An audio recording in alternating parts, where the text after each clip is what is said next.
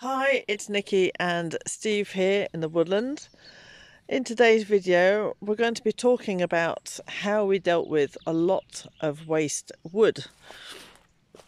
And here we have Steve. Yeah. Hi everyone.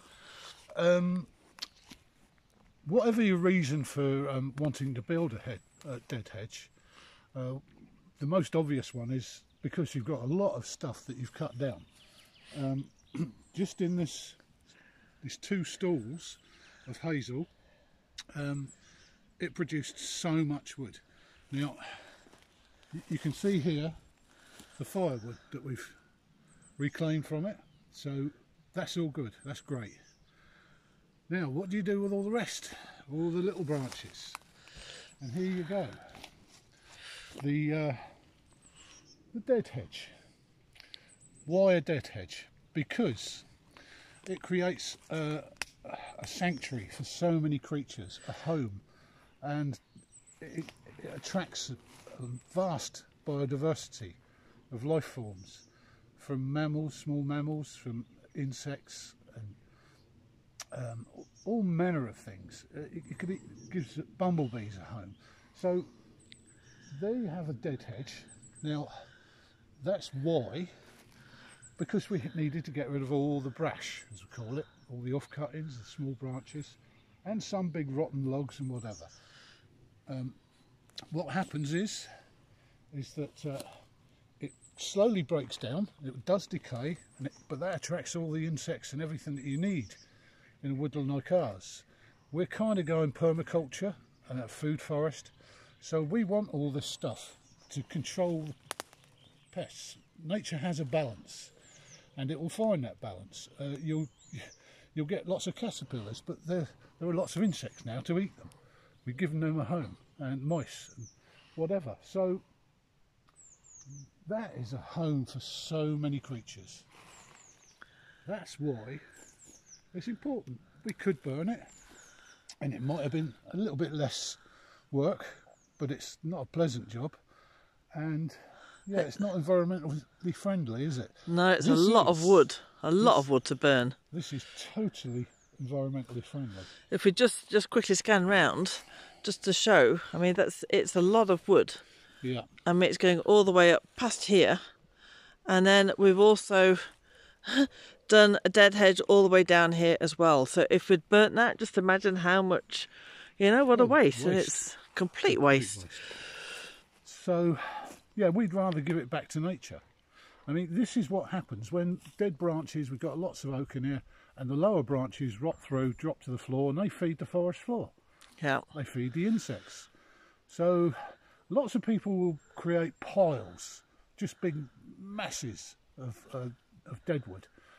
I find that unattractive. I think this is much more attractive. And if you need to establish a boundary, there you go, there's your answer. Yes, and this is just what we need to do. It is killing three birds with one stone, really, or three birds with one branch.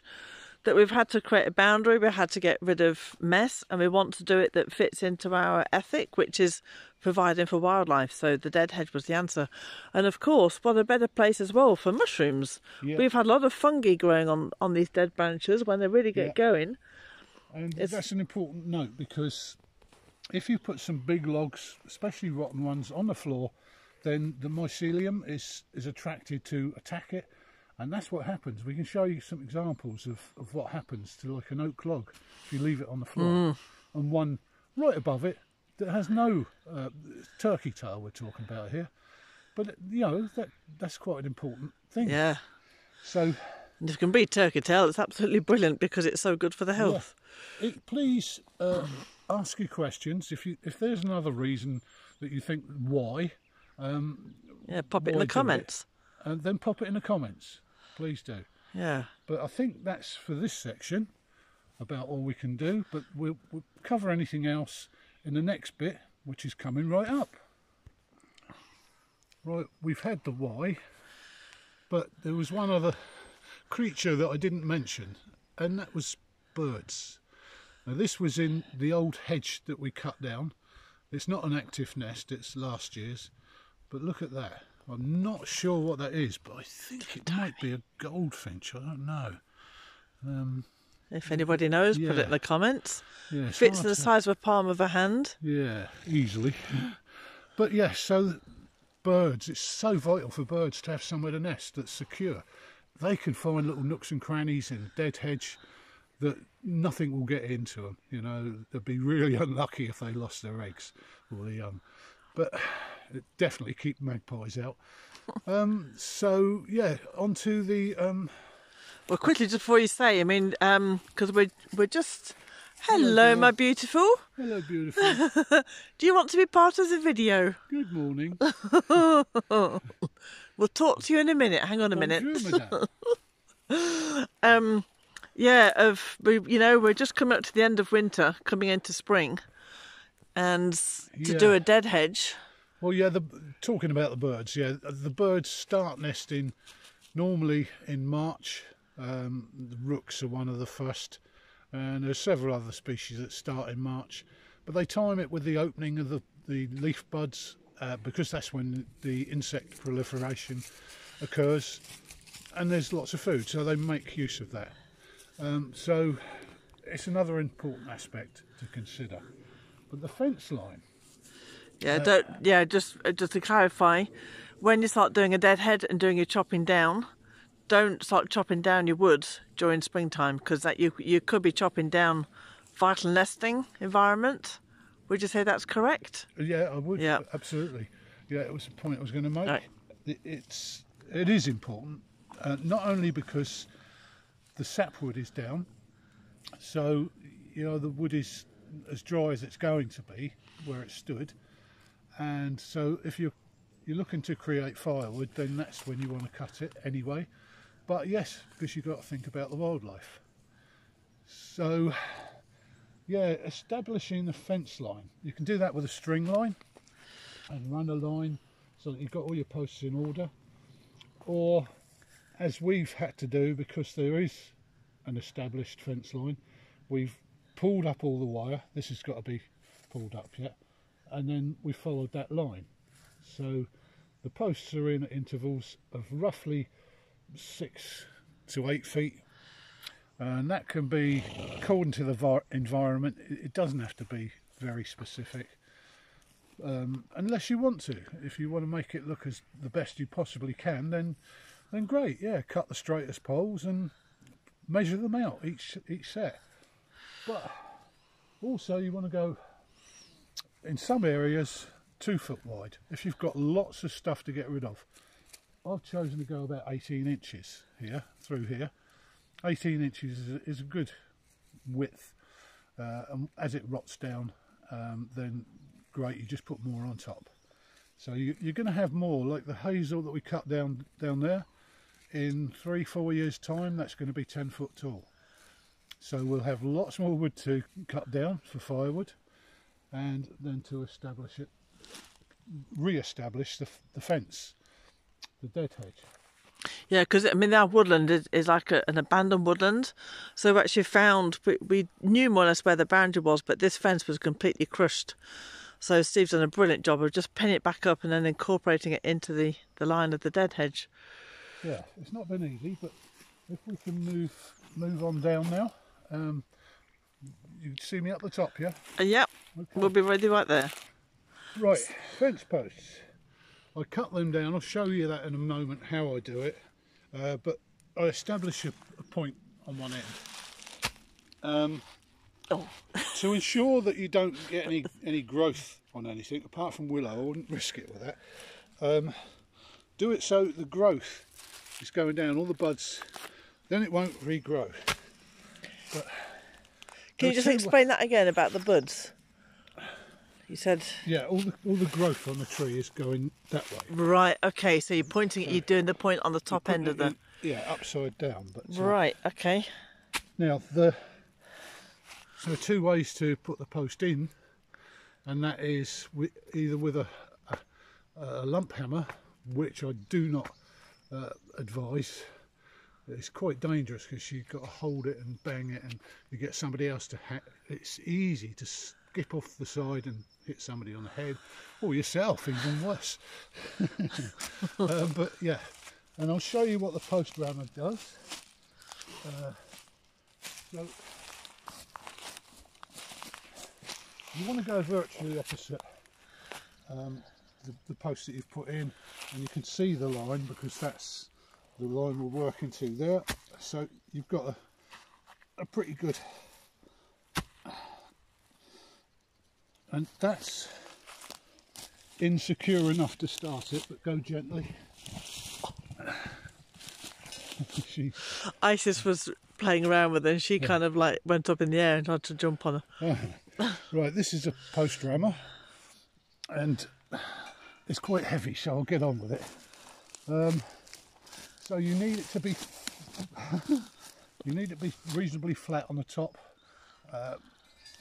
for obvious reasons, and not the pointed end. So once you've got a couple of thumps on it, it's going in. Now, something I omitted to say, but I can say that in the next section. I prefer to put it in about 10 inches to a foot. Now I can see that that is virtually level with that. That's your guideline. And there we go. So now we're ready to put some stuff in to fill in this section. And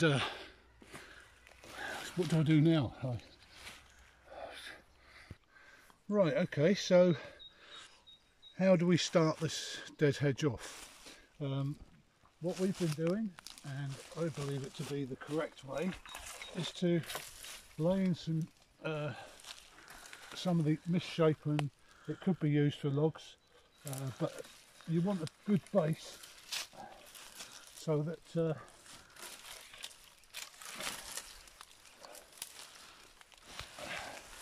I'm having an argument with a tree. Sorry about this. So what I'm trying to do is to make it secure so nothing can get in, and by doing this, it's a great way to achieve that. So also I'll be pushing some up through under that next section there. Nothing can get in, like as in foxes and dogs and... Yeah, that's right. There's basically foxes and dogs and wild boar here, but you might not have those where we are.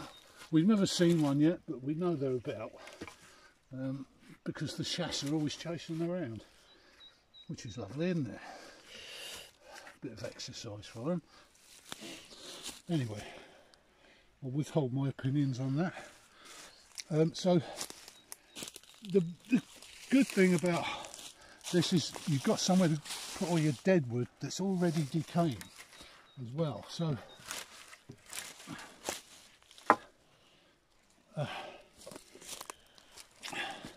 the only thing I would say is with willow, don't use them as posts.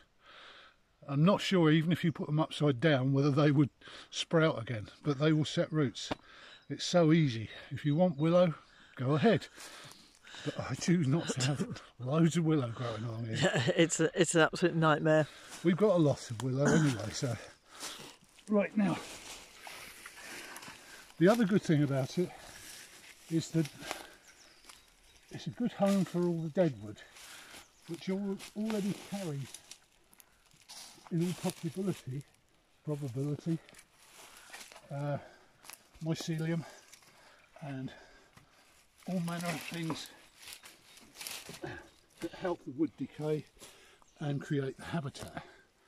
So basically what I do is this, just for the bottom piece, and then we start laying dead hedge.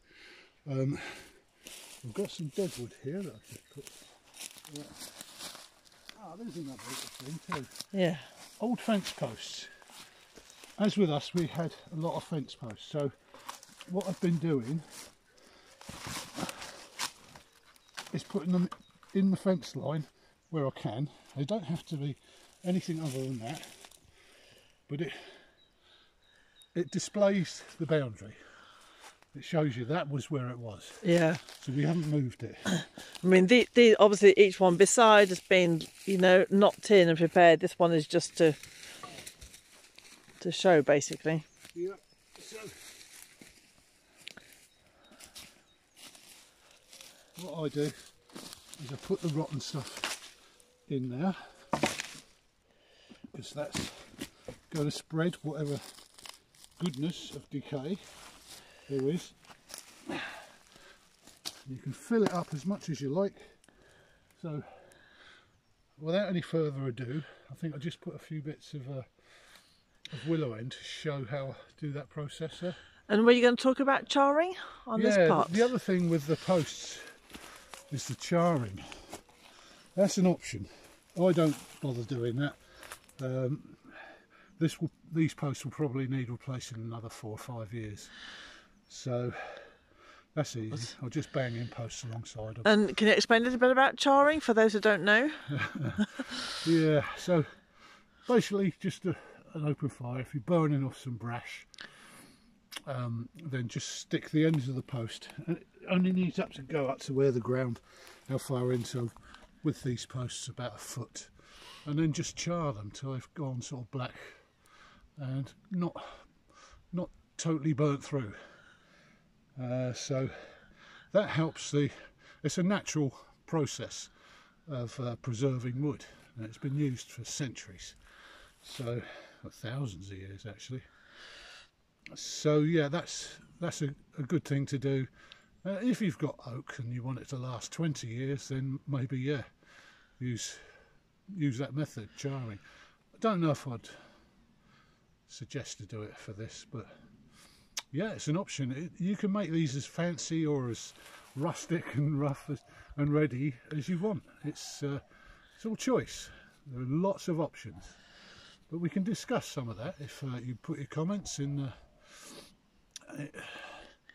the links below, so we can get back to you. Yeah, just pop any comments below, any questions you have or any ideas, and we'll be back with you shortly. So all the pieces that form the canopy, you can deal with this hazel easily. Other forms of tree are available, and they have come with problems. But these are easy to deal with. So it's very basic. Just tuck it in. Don't worry about the gaps, because that will push down with the weight of more. And you can apply a bit of pressure yourself. So that is not a problem. Pull it in, pull it in, pull it in. You see that you've now got a more streamlined piece, which should push through into the last section. And you see how that works.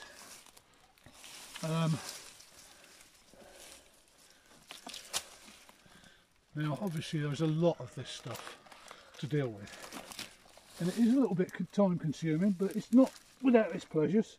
It's quite therapeutic in actual fact. It is. It's very therapeutic.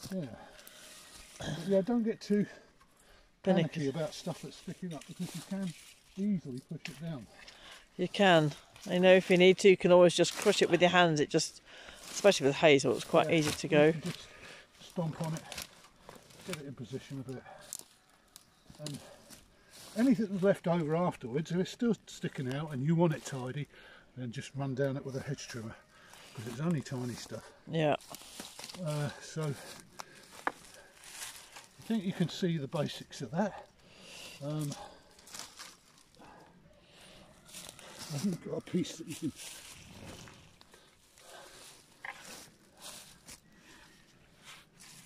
Right, that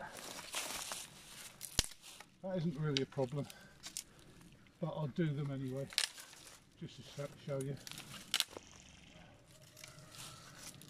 And that's how I'll deal with that. Just breaks them. It's not hard to break. No. But you can use loppers or. You're just linking it into the old section, so that all links in, and that holds it all together. Yep.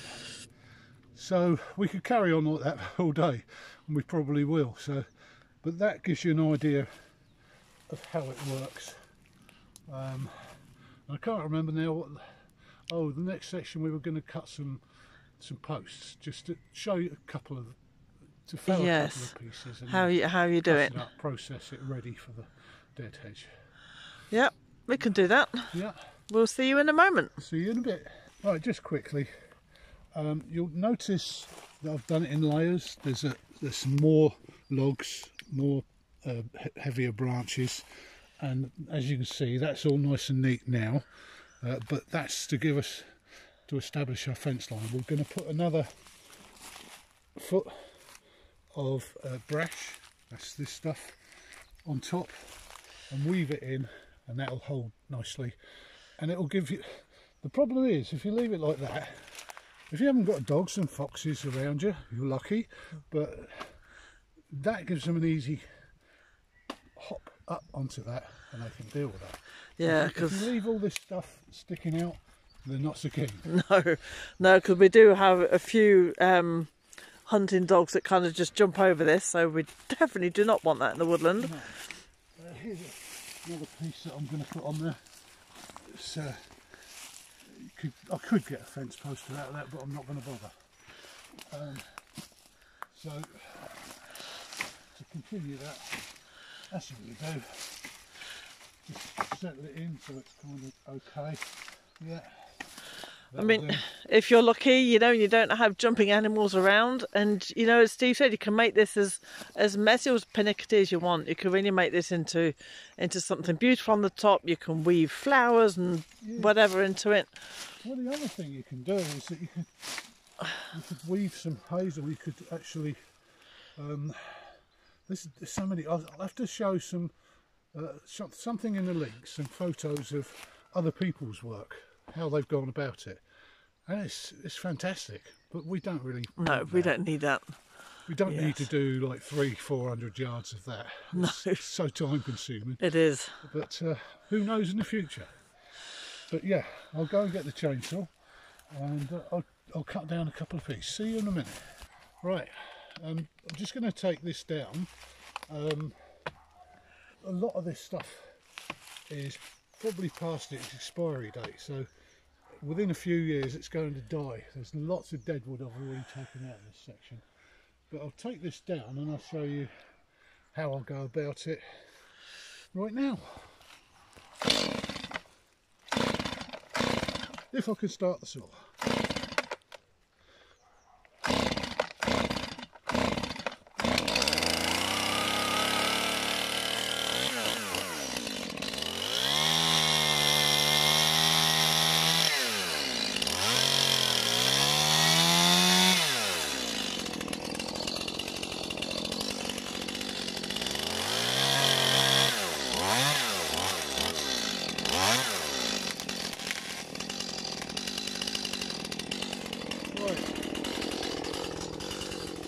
I don't know if you're going to be able to hear me, but I'll try and gauge a post, not do it by my usual method, but I'll show you. I normally go, because I know that's going to be about 5 foot plus, I normally cut them off so they're about that long. But they say you're as tall as you but I'll give myself a bit of leeway. I'll cut it there.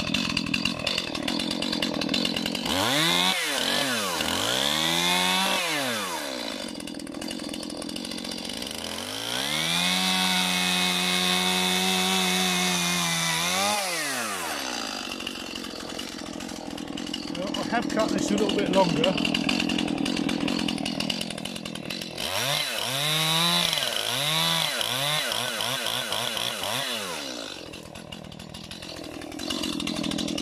Right, so that's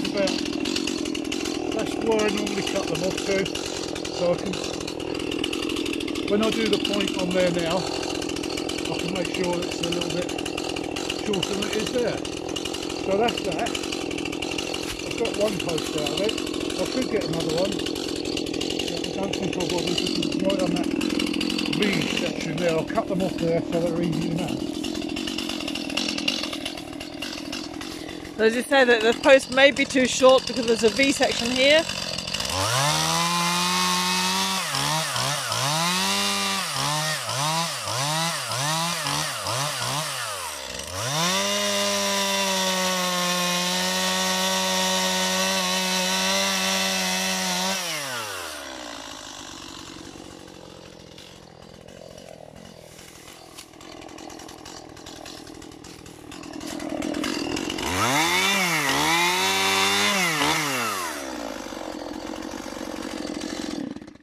So we'll call that for now, but that's the process.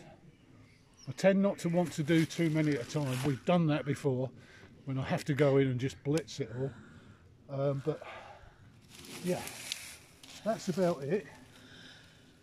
So that can now be transported over there and I can trim it up next to the hedge so it's no picking up little bits afterwards.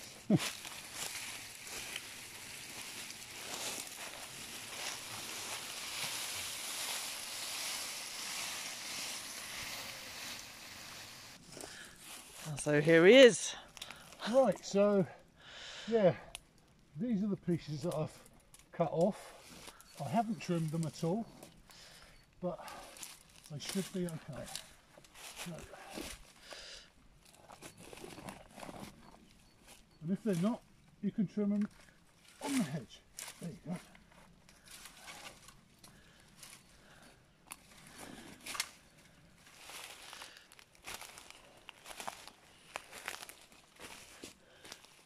And the next.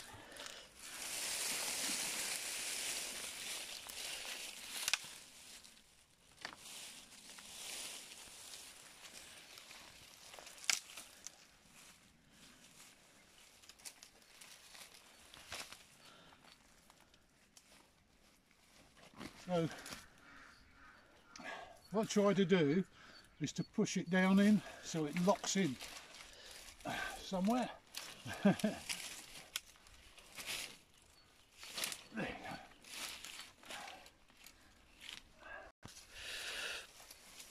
So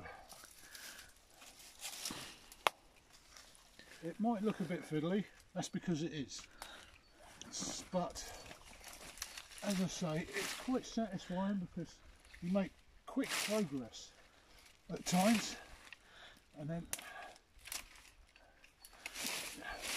just thread it in, and then if anything needs adjusting, do it as you go. Mostly anyway. I mean, dead hedges are brilliant because, you know, as we're walking around and we find any more bits of branches, they just pop them in a dead hedge. Yeah, and it is that sort of process because it's there, you can continually add to it. If you need to do a little bit of maintenance work, then that's it. So basically, I think, is that everything on my little list? I think so. Let me have a quick look. While you're just looking at the list, I mean, yeah, I mean, I know somebody made a comment on another dead hedging video we did, saying it's going to decay, and that is the whole point. It's something you're just completely adding on. It's not something that's built there and that will always be there. It's an ongoing process, as is nature. Yeah. And the dead hedge is very much alive.